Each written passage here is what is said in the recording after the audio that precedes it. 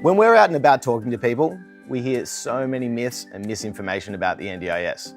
So we've asked some people to share with us their most pressing questions. These might be concerns that you also hear from the people you're supporting or their friends and family. I've heard if I get on the NDIS, I'll lose my pension or benefits. Is that true? No, this is a common myth that we can gladly confirm is not true. NDIS support is in addition to a pension and it's not counted as income. If I go on the NDIS, will I lose my current supports and will I get to choose who supports me? This means that you get to decide who supports you, when they support you, and what they support you with in line with your... Actually, I've heard that mental illness isn't covered by the NDIS. It's only covered for people with physical disabilities. If a mental health condition is likely to be lifelong and significantly impacts your day-to-day life, specifically how you function, then you may be eligible for support from the NDIS. If my disability is mental health related, do I need to get a diagnosis?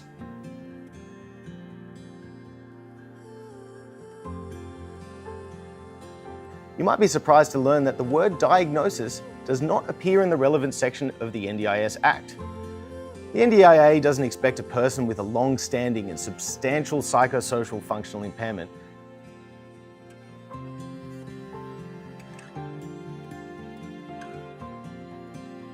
And as such, a diagnosis is not essential to access the NDIS. although it is extremely helpful if information relating to a diagnosis is available. Your NDIS application will need to confirm that you have a likely permanent mental health condition that treatment will not resolve, that results in you having a substantially reduced functional ability to carry out activities in at least one of these areas.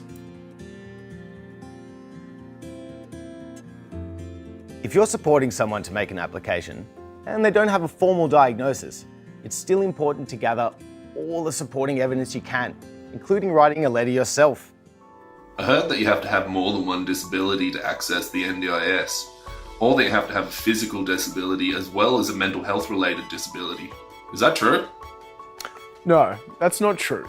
You can have one disability or you can have many and still be eligible for the NDIS.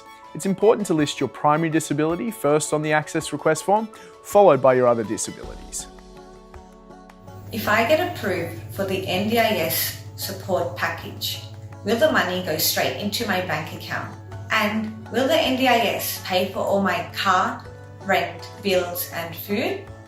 The NDIS is not a source of cash. The funds from the NDIS pay for supports directly to the support provider. The money doesn't go into your bank account, it won't pay for rent, bills, car or food. NDIS support could help you with things like applying to rent a home, as well as support with budgeting, connecting to services, and participating in your community. Check out the links for more on the different kinds of supports funded by the NDIS. In some types of support packages, supported living is provided in an accommodation placement, but you'll still need to pay your rent. I don't believe that there are any supports that the NDIS can offer me. This makes me sad to hear. It could be worth looking at what support might be possible and whether it's relevant to you. We've made another video on how the NDIS can help. You can find this link in the description. It might be worth watching it together with another person or having a discussion about what type of support could help you achieve your goals.